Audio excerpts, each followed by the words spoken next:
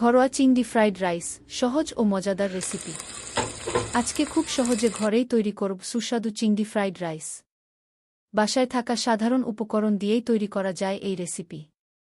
উপকরণ: আগে থেকে সিদ্ধ ও ঠান্ডা করা চিনিগুঁড়া পোলার চালের ভাত, চিংড়ি মাছ 200 গ্রাম খোসা ছাড়ানো ও পরিষ্কার করা, ডিম 2টি, গাজর ছোট কিউব করে কাটা 1 কাপ, ক্যাপসিকাম কুচি করা 1 কাপ, রসুন কুচি 1 টেবিল চামচ, কাঁচা মরিচ কুচি 2-3টি স্বাদমতো, সয়া সস 1 থেকে 1 টেবিল চামচ, লবণ পরিমাণমতো, তেল 2-3 টেবিল চামচ।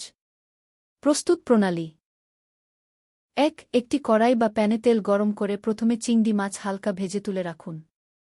2. একই প্যানে ডিম ফেটে দিয়ে নেড়ে ছোট ছোট টুকরো স্ক্র্যাম্বল করে নিন। 3. এরপর রসুন কুচি দিয়ে হালকা ভেজে নিন। তারপর গাজর, ক্যাপসিকাম ও কাঁচা মরিচ কুচি দিয়ে 2-3 মিনিট নাড়ুন। 4. এবার ভাজা চিংড়ি ও ডিম দিয়ে ভালোভাবে মিশিয়ে নিন। 5. সিদ্ধ করা ঠান্ডা ভাত যোগ করুন। পরিমাণমতো লবণ ও সয়া সস দিয়ে সব উপকরণ ভালোভাবে মিশিয়ে মাঝারি আঁচে 3-4 মিনিট ভাজুন। 6. সবকিছু ভালোভাবে মিশে গেলে গরম গরম পরিবেশন করুন মজাদার ঘরোয়া চিংড়ি ফ্রাইড রাইস।